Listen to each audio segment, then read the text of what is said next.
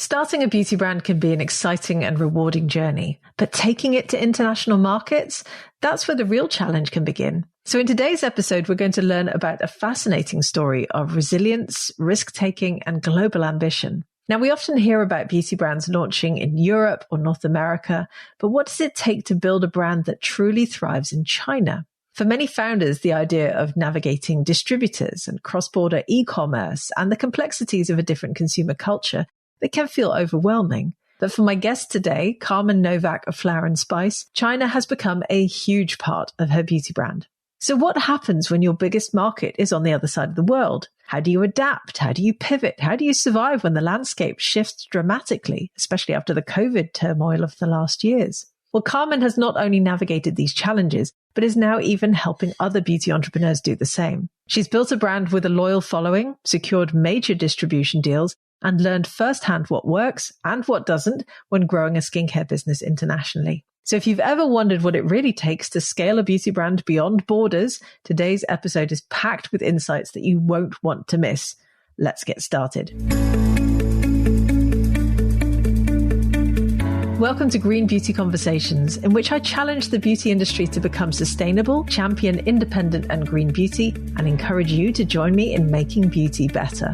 I'm your host, Lorraine Dallmeier. I'm a chartered environmentalist, biologist, and the CEO of award-winning online organic cosmetic formulation school, Formula Botanica. We have tens of thousands of students in over 190 countries around the world who study with us to become organic beauty formulators and entrepreneurs. Visit our website at formulabotanica.com to try our free online formulation course. And if you want to be the first person to know what's happening in green beauty, make sure you subscribe to this podcast in your favorite podcast app.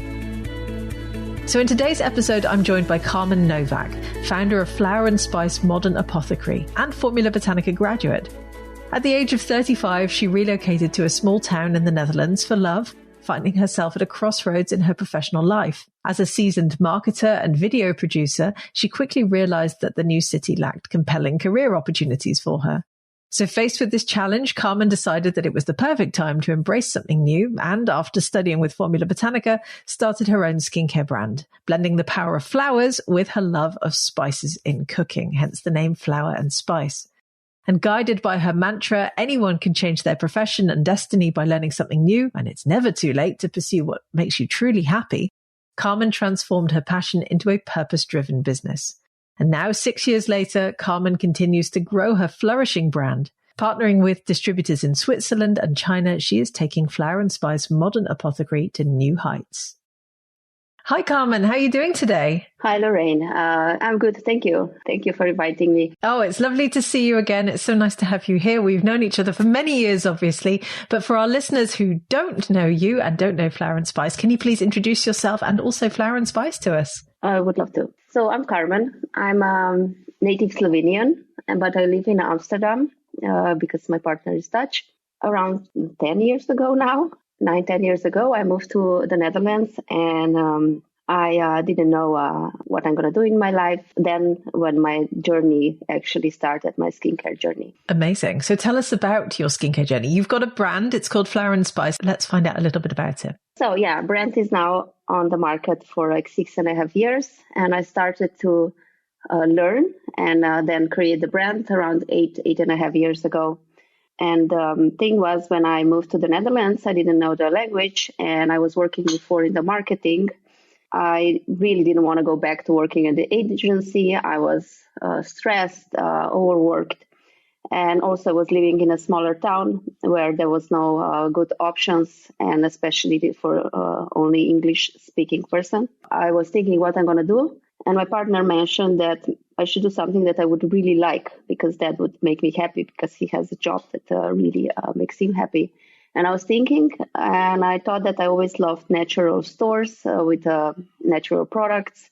I said, maybe I can learn how to do some of these things just to start learning something new.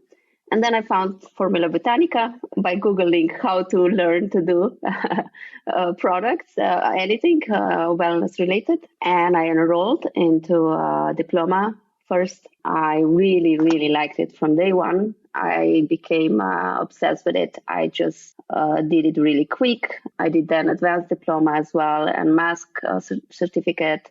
And then I also did a business training, which I think now it's an entrepreneurial program with Formula Botanica. Then I started to formulate because I started in the kitchen as any, saw that we have spices. And I was thinking, if spices are so potent, why we don't use them in skincare more? And I started research. I realized that they are super potent, and I love cooking. So since formulating is similar to cooking, I said maybe I can do something with that. And because I lived in the Netherlands, there were flowers everywhere. And I said, okay, maybe I will combine flowers and spices in my products. And at that time, I didn't think that I'm going to sell or have a brand or anything. I just loved making things. And then the first product that I made was one of the first part of the learning process was my Midnight Beauty Serum, that it's still my favorite product. It made such a difference on my skin that I was quite in shock. I couldn't believe it. I was just touching my face all the time, looking at a mirror, like, what is this? My skin is super soft. I said, maybe I can sell this. And then how it's all started, basically. Amazing. Well, let's talk a little bit about your products then to sort of paint a picture. You've obviously mentioned your Midnight Beauty Serum, which I believe is your flagship, your hero product. But what other products do you make and sell? Then I made a cream, moisturizer cream, also that complements this Midnight Beauty Serum with roses and coriander and other beautiful ingredients. And then I made an exfoliator with lavender and fennel and fruit acids. And that was the 3 products that I launched at that point. And now we have 2 more, a powder mask, beauty masquerade, and pristine, it's a brightening essence. So 5 products now. Yeah. And a small travel set, yeah. Amazing. And I've seen them, I've used them, they're absolutely beautiful. And a big part of your formulations is that you work with natural ingredients. Why was that so important to you? I don't know. It was more of a chance that I started to do that. But I think because I was so exhausted, I was kind of drawn to like essential oils just to relax me. And I loved working with this kind of products.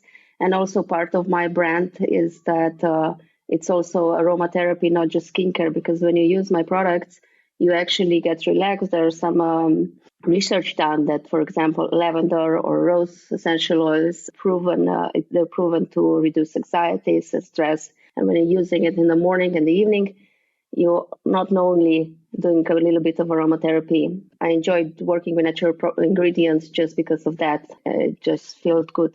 Yeah, well, I completely understand. And I know many of our listeners will resonate with that message as well. So when you launched your brand, which you said 6.5 years ago, so I mean, we're now in 2025. What are you talking? 2018, 2018? Yeah. 2018, yeah. Amazing. I mean, you've been going for such a long time already. And I've loved watching your journey. And I should also add, Karmen's still very active in the Formula Botanica online classroom as well, where we have this big group. I think there are about 14,000 students in there. And I often see you post up and talk about your journey in there, which is always very exciting and very inspirational as well for the other students. Where are you today? Because we talked about where you were at the beginning and what you set out to launch. And where is Flower and Spice right now, 6.5 years later? Well, I'm happy to say that we are still alive. Which I think this is good. This is good because I know that the market became quite full, but that means that it can be done.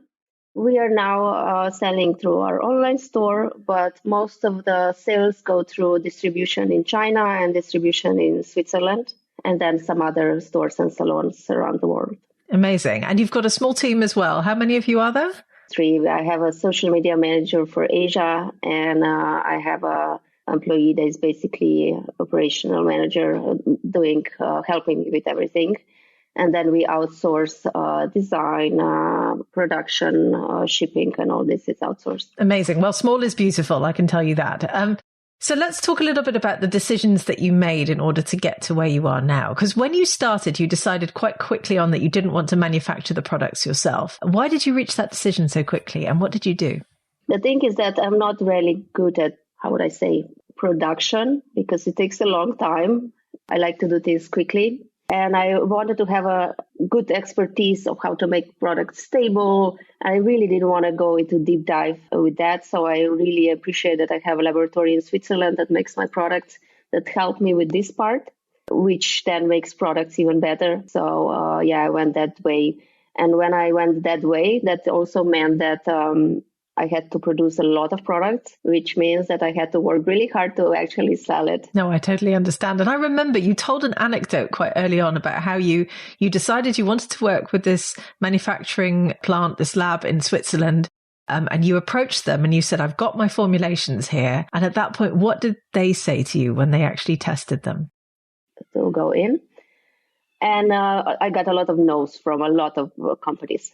But these ones, I sent them formulas and they were really impressed. They said, oh, this is a bit different than how we do it. So they really loved it. And they are, even now, there is still some inspiration from my brand that they are also creating from that part. And company is really a family-owned company, 100% sustainable company. And I'm really lucky that they are making flower and spice products. Amazing. I love that story when you told it initially, because you said that they were so surprised that they tried your formulations and they were like, these are really good. Because I think at that point, a lot of people just didn't believe that you could design these formulations by yourself at home and then that they could be professional products. But yet again, they were impressed. And the thing is that I went with the formulations the way that I really didn't spare any ingredients. I used high concentrations that I wanted, expensive ingredients, and that really made a difference. It's not about the expensive, it's about the amount of the ingredients that you use for certain result. And they were a bit surprised. They said, this is going to be expensive. I said, yeah, I know, but I still want to have it. Good. Well, it got you to where you are today. So at that point, you'd approached this Swiss lab. They'd made your first batches for you. Where did you go and sell your products when you first started out? Well, I was quite naive. I thought, because I was building a brand like year before, because everything took so long. I was posting on Instagram. I had a bunch of followers. I remember. I have 700 subscribers on my newsletter by then. And I was thinking, okay, I will launch and products will fly off the shelf. Well, they didn't. It took me almost half a year before things started to roll a bit. And created samples. Samples were that breakthrough that people bought samples, which we still have. We have a set of 4 samples that you can buy for around 10 euros and you can try. So when people start buying that, then they start ordering products. And then it was just grinding. Start sending emails to stores. I was posting on social media every day. I still do them almost every day for 6.5 years. That was just a lot of hard work. And I think we contacted the first few years around 1,000 stores and maybe 15, 20 got us in. So this is just a numbers game. It wasn't easy at all. Most of them don't reply, and some of them that they want product to test. And there's not a lot of them. That's how it started, basically. Yeah, but amazing, though, because you persevered. And that's what an entrepreneur has to do, of course, because you're right. And this is the same in any sector, in any field, in any business. You're going to hear an awful lot more no's than you're going to hear yeses. So how did you keep going in the beginning when you were getting those no's? I just loved it. I was so confident that this brand is great and I'm going to make it, that the failure was not even in my mind. And I got so happy when I got some good orders, some good contracts, some distribution in China in the beginning in some stores, and they had bigger orders. And then I got some investments from investors, which made that they believed in me as well. So it was just, I'm still there. I'm still positive that it's going to get bigger. Well, it's your baby. You've created something beautiful. And I've seen you so many times over the years and sort of lived through some of these milestones with you. And it's always really exciting to watch. So you said you've got some investors on board. I think you've got, is it 3? 3, yes. Yes. So what was that like? How did you secure investment in the beginning? Well, in the beginning was, I would say, more of a chance. The angel investor that first invested knew who I am, and he saw that I'm doing this natural skincare. And at that point, that was really novelty. And he offered his advice, because he was in a e-commerce business and just entrepreneurial business. And he started to advise me. And then at some point he said that he would like to invest. And that was just the point that I then could decide to go with the manufacturer, because I needed that money to pay for my first batches. Oh, that's exciting. I mean, what a milestone. That must have felt amazing at that point, knowing that you'd attracted an investment and you could really get going at that point. True, it was great. That kind of kept me going. And then after a year after, I got another investor because you don't realize how much money you need. To be honest, you need a lot of money if you want to go big, mostly because of this, a lot of products that you need to then sell. And then later, I think 2 years after, we got some investment fund that also invested in flower and spice. Amazing. Well, we're going to talk about China in a minute, because that's obviously a big part of your story now. But before we get to China, you also managed to get stocked in a couple of fairly big retailers across Europe, didn't you? I know you started working with, is it the Douglas chain as well? Douglas, yeah.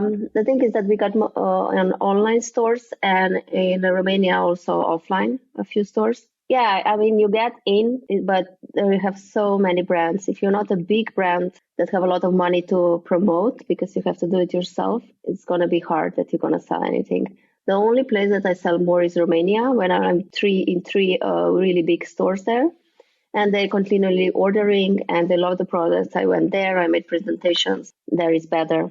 But the rest was good for getting investment. It was good to get other stores on board. When they see you that a big retailer confirmed you, then they believe you more. They trust you that you are a good brand, and they want to be part of it. Amazing. Well, at that point, you started to gain a foothold in China as well. How did that first start out?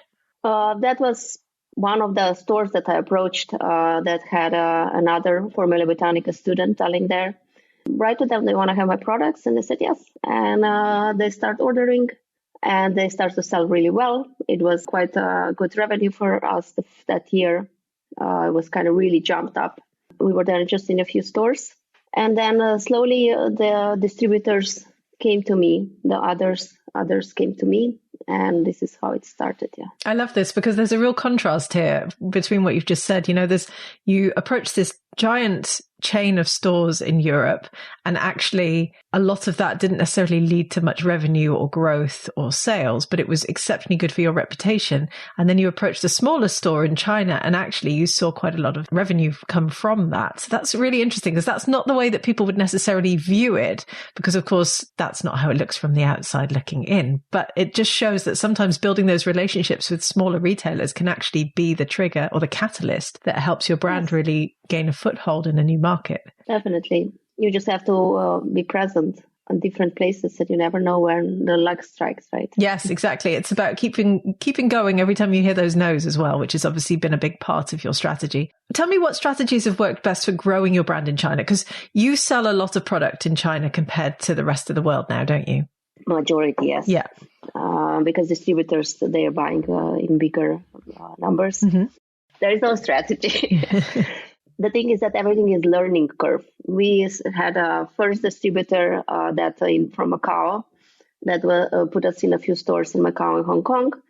And then they got new brands. And our sales kind of slowed down because they start promoting others as well. And then I got distribution, another big, we signed like €1 million contract. They started to order like in 100,000 of euros orders. Then the COVID hit. They had problems. They stopped ordering, and I had all this stock that I thought that I need to have in advance. Then we lost that distributors, because in the 2024, another late wave of COVID was in Shanghai, and they have the quarter of the year closed everything, and they didn't ship, so they had issues. I remember that some other distributor before pinged us, and I said, okay, maybe I'll send email to them that we are now available, not exclusive. We don't have exclusivity anymore. And we switched. They bought all the stock we had just to test. That was like 2 pallets of products. And that kind of pulled us out of the gutter, basically, because we didn't know at that point what we're going to do. And the feedback was great. We are now partnering with them for 2.5 years. Around 2 years, yeah. So how is selling in China different to selling throughout Europe, for instance? Dealing with distributor is different. But if you ask me about the customer, how the customer is, they have a lot of options. And they really research what they want to buy, especially in skincare. They are very particular about ingredients, all of the ingredients. They don't care so much about the flashy packaging, which most of the Europe, or especially US, it's very onto that. So that looks good on the shelf. But in China, they want to have quality. So made in Switzerland was a really big deal for them. They trust my brand that it's good. And they need to trust you first. And they want to have immediate results. Any results that have after using your products, that's really a big deal for them. And so where are the products typically sold in China? I mean, are they in retail outlets? Is it online? Is it through social media, social e-commerce? How is Flower and Spice for sold? Us, in Hong Kong and Macau, we were in physical stores, also because of the, at that point, animal testing problem. And now we are mostly selling cross-border. It's called cross-border, where it's shipped from Hong Kong or bonded warehouses. We're selling online. We have a store on Little Red Book social media platform, and also on TikTok, there's Dayun. And this is the stores that they were made by our distributors. And then they sell mostly through key opinion leaders and influencers. They make a deal with them, and then they do these live shoppings, and they sell even like 500 products in a few hours. My products. So this is like a big key opinion leader with a lot of followers first trying my brand, and if they like it, because they need to stand behind it, and then they sell and they get commission. And this was great because promotion was really good. And with first distributor, the second one, actually, we got some really important key opinion leader, Teresa Chang is her name. Whatever she says that it's good, people believe. And she basically brought our brand. All this promotion is still there. So when people search, they can see that she endorsed us, and that still works really well. That's amazing. That must have been such a catalyst as well. Yes. Can we just talk about the animal testing issue for a minute? Because China is often known for beauty brands to still be required to test on animals, I believe. What's the situation there at the moment? It's in a transition period. Mm-hmm. I think they will start making deals with certain countries first. Like I think France is already there for made in France. They don't have to be tested. And I think Switzerland will also go. So they have countries. But also, I think when it's on the shelf, if they want to, they don't necessarily test it, but they can. They can go to the store, take your product, and say they're going to test it. And at that point, you can still say no. We are not there yet. I think by the time that we get onto the shelves, this rule will change. And now it's all cross-border, so I have no problems. So because it's cross-border sales, you don't have to comply with any requirements to test on animals? No. Oh, that's amazing. Because I can imagine that would have been a real sticking point for you otherwise. Yes. Yeah. So a big question here. What has running Flower and Spice taught you about yourself?